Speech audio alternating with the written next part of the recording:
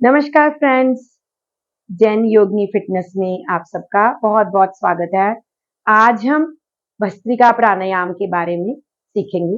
उसके बारे में आपको बताऊँगी कि कैसे करना चाहिए, क्यों करना चाहिए, क्या इसके फ़ायदे हैं, किन लोगों को ये नहीं करना चाहिए।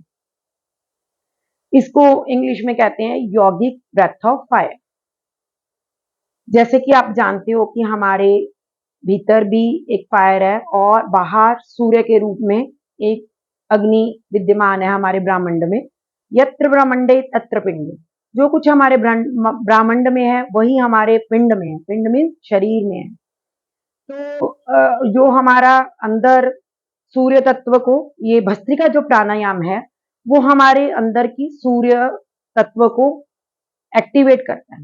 हमारे दोनों सांसों को, ईड़ा और पिंगला नाड़ी दोनों को ठीक करता है, जिससे मतलब दोनों स्वर हमारे सूर्य स्वर और चंद्र स्वर दोनों अच्छे से सांसों का तालमेल अच्छे से हो जाता है। जब हम नॉर्मल ब्रेथ लेते हैं तो हम सिर्फ 500 ml ऑक्सीजन का इंटेक करते हैं, लेकिन जब हम भस्त्रिका द्वारा फोर्स के साथ हम सांस को भरते हैं अंदर, तो हमारे 5000 ml से लेके 10,000 ml तक हमारे अंदर ऑक्सीजन जाती है। तो इतना ज़्यादा ऑक्सीजन इंटेक से हमारा ब्लड का सर्कुलेशन बहुत अच्छा हो जाता है।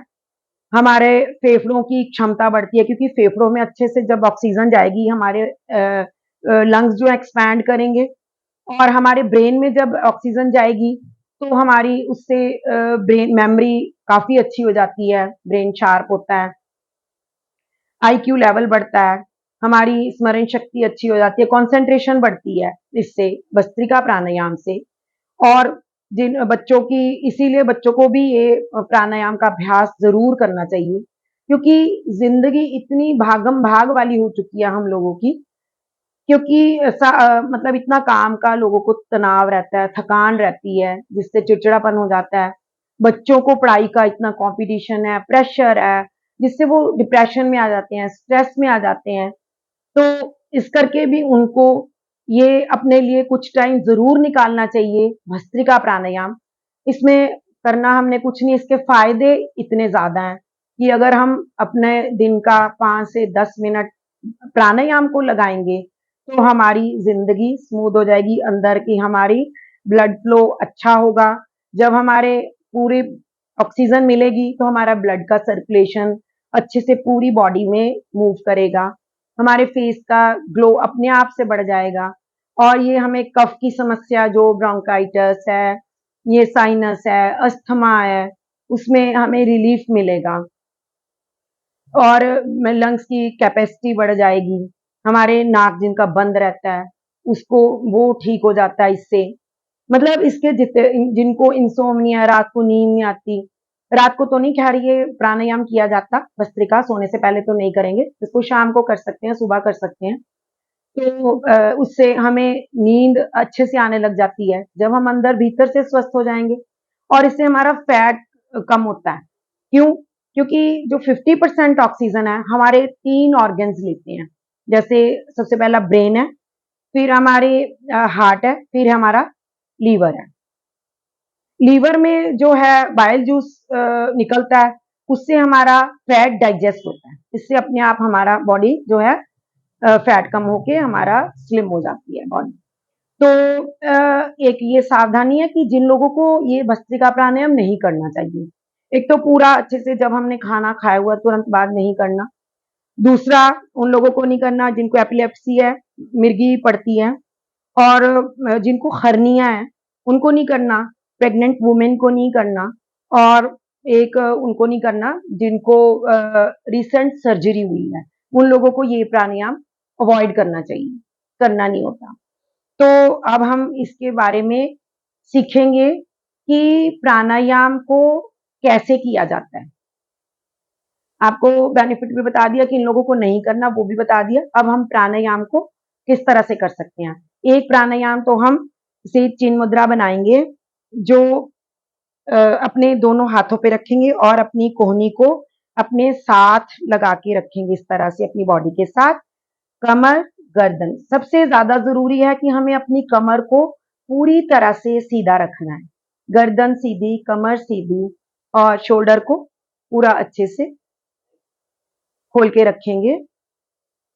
लंबा गहरा सांस भरेंगे, जितनी सांस हम भीतर लेकर जाएंगे उतनी ही सांस हम बाहर छोड़ेंगे, जिससे हमारे जितनी कार्बन डाइऑक्साइड बाहर रिलीज होगी उतने ही हमारे टॉक्सिन कार्बन डाइऑक्साइड के द्वारा बाहर चले जाएंगे।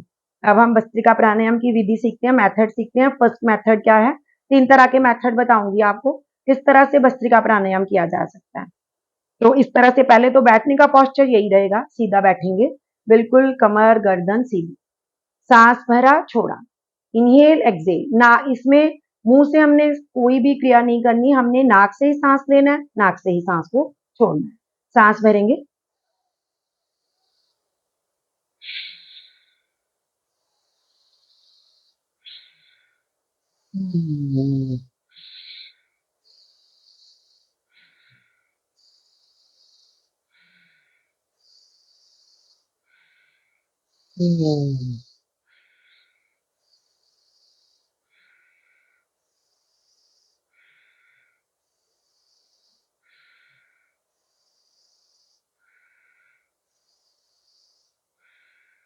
ये तो हो गया नॉर्मल भस्त्रिका। अब इसकी हम थोड़ी गति भी बढ़ा सकते हैं, लेकिन जो हार्ट पेशेंट है उनको बहुत तेजी से के साथ भस्त्रिका प्राणायाम नहीं करना होता। बाकी जो स्वस्थ व्यक्ति है उसको तेजी के साथ भस्त्रिका प्राणायाम कर सकते हैं। किस तरह से?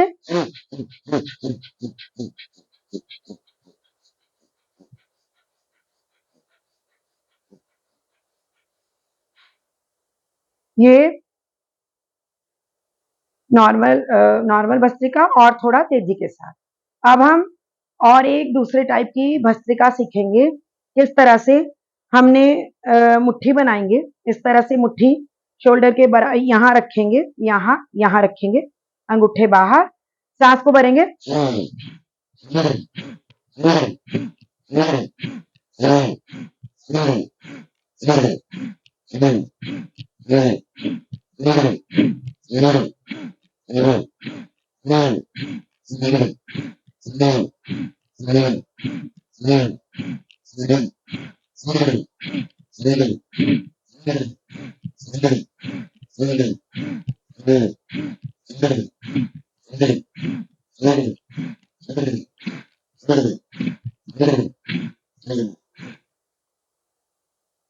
इसमें हम 20-20 के 3 सेट भी कर सकते हैं।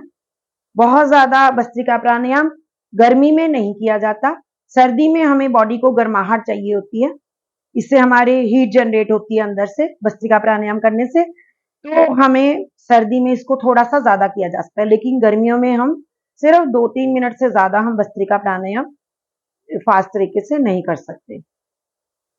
तो हमने अभी जो भस्त्रिका परफॉर्म किया है, तो उसके आप 3 सेट कर सकते हो 20-20 के। अब एक और मेथड बताऊंगी आपको कैसे करना। आपने अंगूठा अंदर मुट्ठी बंद, अपनी फिस्ट बना लेनी है और शोल्डर के फ्रंट ऑफ द शोल्डर रखेंगे, सांस भर के हाथ ऊपर खुल जाएंगे और बंद करके हमने नीचे लेकर आना है। इसमें भी अपनी क्षमता के अनुसार गति कम ज्यादा मीडियम कर सकते हैं। पहले मैं आपको कम जो बिगनर्स हैं जिन्होंने कभी प्राणायाम नहीं किया वो लोग करेंगे। कैसे करेंगे? मुट्ठी बनाएंगे, सांस भरा ऊपर, दोनों हाथ खोल देंगे,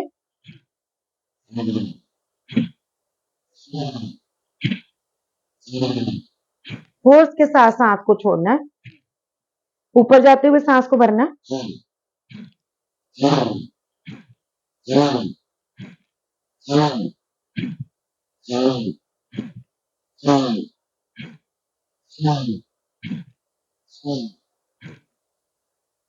इस तरह से पहले हम 10 काउंट से शुरू करेंगे जो बिगनर्स हैं।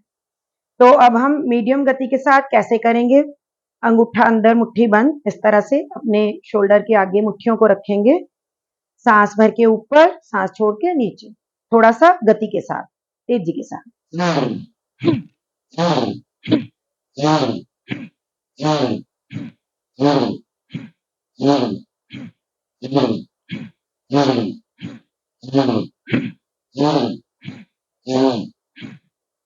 इस तरह से हम 20-20 के 3 सेट लगा सकते हैं।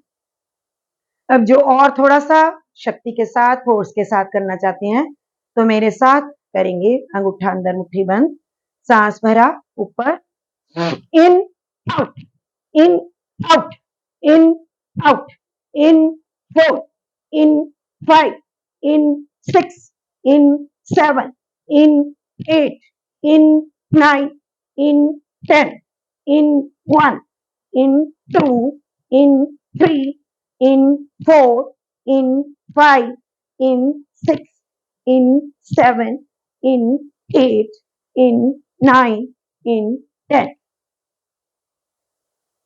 दोनों हाथ ज्ञान मुद्रा में अपने नीज पे रखेंगे। अपने को सांसों पर पूरा फोकस करेंगे, क्योंकि इससे भस्त्रिका प्राणायाम करने से हार्ट रेट आपकी बढ़ जाती है।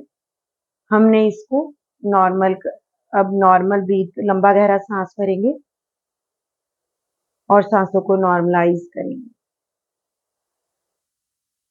को इसमें हेडेक भी होने लगता है, तो अगर आपको भस्त्रिका प्राणायाम करते हुए हेडेक होने लग जाए, सिर दर्द करने लगे, तो आप थोड़ी देर शवासन में विश्राम कर लेना और भस्त्रिका को तुरंत बंद कर देना। उसके लिए आपको अनुलोम-विलोम प्राणायाम की या चंद्रभेदी प्राणायाम की प्रैक्टिस करनी चाहिए। उसका भी वीडियो आपको मिल जाएगा, तो वो आप उसकी प्रैक्टिस करेंगे। अभी अपने सांसों पर ध्यान पूरी तरह से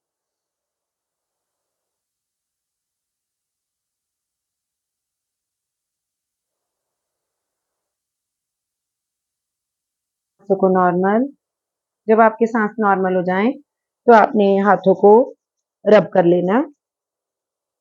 जो आपने ऊर्जा इकट्ठी करी है, उसको अपनी आंखों के जरिए अपने अंदर, क्योंकि सबसे ज्यादा एनर्जी हमारी आंखों के रास्ते से ही वेस्ट होती है।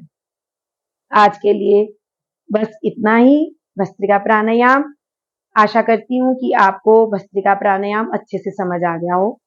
अगर कोई क्यूरी हो, कोई क्वेश्चन हो, आप मुझे कमेंट्स में डाल सकते हैं, तो मैं आपको उसका रिप्लाई करने की पूरा अच्छे से प्रयास करूंगी। Thank you.